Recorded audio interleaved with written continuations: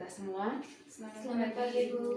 Ibu, Terima kasih karena teman-teman sekalian sudah bersedia di sini untuk mendengarkan materi presentasi dari saya mengenai pengaruh unsur hara atau pengaruh pupuk, unsur N, unsur P, dan unsur K terhadap pertumbuhan tanaman. Di sini nanti saya akan menjelaskan bagaimana peran dari unsur N atau nitrogen, peran dari unsur P atau fosfor, dan peran unsur K atau kalium terhadap pertumbuhan tanaman. Kekurangan nitrogen pengaruhnya bagaimana, kekurangan fosfor pengaruhnya bagaimana, dan kekurangan kalium pengaruhnya seperti apa. Begitupun ketika kita menggunakan unsur-unsur ini secara berlebihan atau penggunaan yang di luar anjuran yang sebenarnya.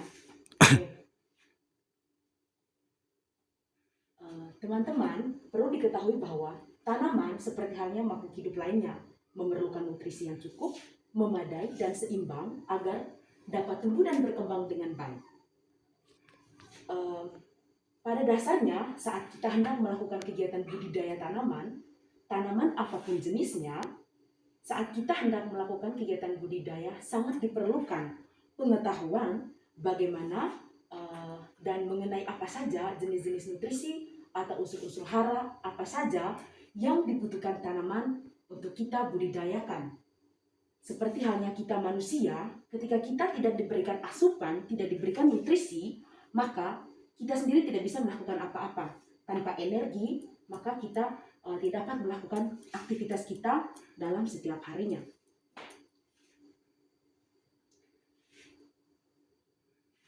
Dan pengetahuan ini setidaknya dibutuhkan pada saat pemberian pupuk agar tepat dan seimbang, karena baik berlebih unsur hara atau kekurangan unsur hara dapat menyebabkan pertumbuhan yang tidak optimal. Seperti yang saya jelaskan di awal tadi, ketika kita menggunakan unsur-unsur ini pada tanaman, ada efek sampingnya. Ketika kekurangan unsur ini, pengaruhnya pada tanaman itu ada. Begitupun dengan kelebihannya. Pengetahuan ini pun perlu pada saat ketika kita membudidaya tanaman jagung, saat kita melihat gejala pada daun seperti ini, maka itu merupakan atau tanaman jagung yang kita budidayakan itu mengalami kekurangan unsur nitrogen. Yang berikut adalah unsur P atau fosfor. Unsur P merupakan komponen penyusun dari beberapa enzim, protein, ATP, RNA, dan DNA. ATP ini penting untuk proses transfer energi, sedangkan RNA dan DNA menentukan sifat genetik dari tanaman. Unsur P juga berperan pada pertumbuhan benih, akar, bunga, dan buah.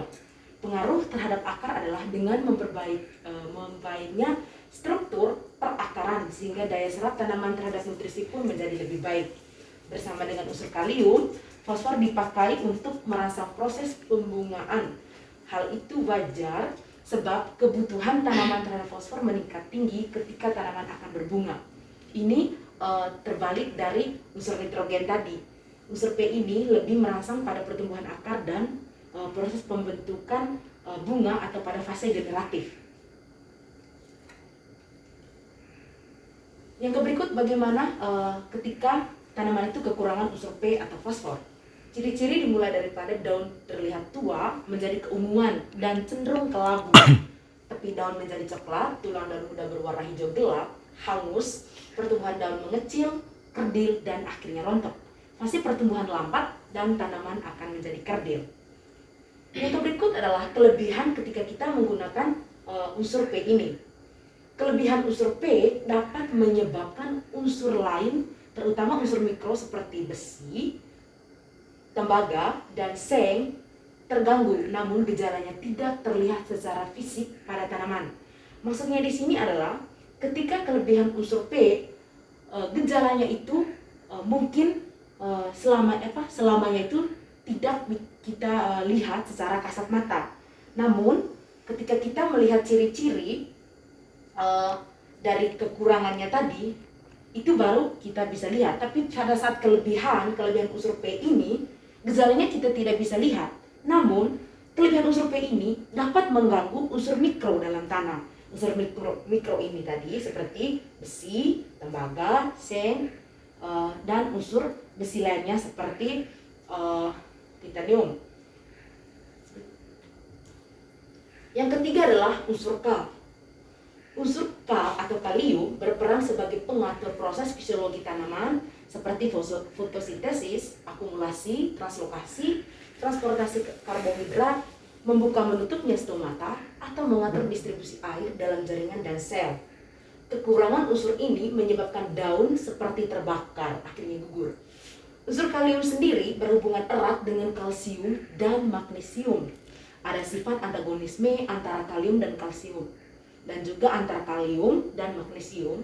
Sifat antagonisme ini menyebabkan kekalahan salah satu unsur untuk diserap tanaman jika komposisinya tidak seimbang. Unsur kalium diserap lebih cepat oleh tanaman dibandingkan kalsium dan magnesium. Jika unsur kalium berlebih, gejalanya sama dengan kekurangan magnesium. Sebab sifat antagonisme antara kalium dan magnesium lebih besar daripada sifat antagonisme antara kalium dan kalsium. Kendati demikian, pada beberapa kasus kelebihan kalium gejalanya mirip tanaman kekurangan kalsium. Yang berikutnya, teman-teman bisa lihat di sini bagaimana sih kekurangan ketika penggunaan kalium ini tidak sesuai anjuran. Oke. Kekurangan K terlihat dari daun paling bawah yang kering atau ada bercak hangus. Kita bisa lihat di sini. Ini merupakan gambar daun. Ini bercak-bercak hangus. Teman-teman bisa lihat di sini, bercak-bercak hangus ini disebabkan karena kekurangan unsur kalium. Bunga mudah rontok dan gugur, tepi daun hangus, daun menggulung ke bawah dan rentan terhadap serangan penyakit. Ketika teman-teman di sini melihat pada tanaman yang teman-teman budidayakan dan ada gejala daun seperti ini merupakan kekurangan unsur K. Dan yang berikut, kelebihan unsur kalium atau unsur K. Apa sih kelebihannya? Nah, efeknya seperti apa? Kelebihan unsur K menyebabkan penyerapan kalsium dan magnesium terganggu. Pertumbuhan tanaman terhambat sehingga tanaman mengalami defisiensi.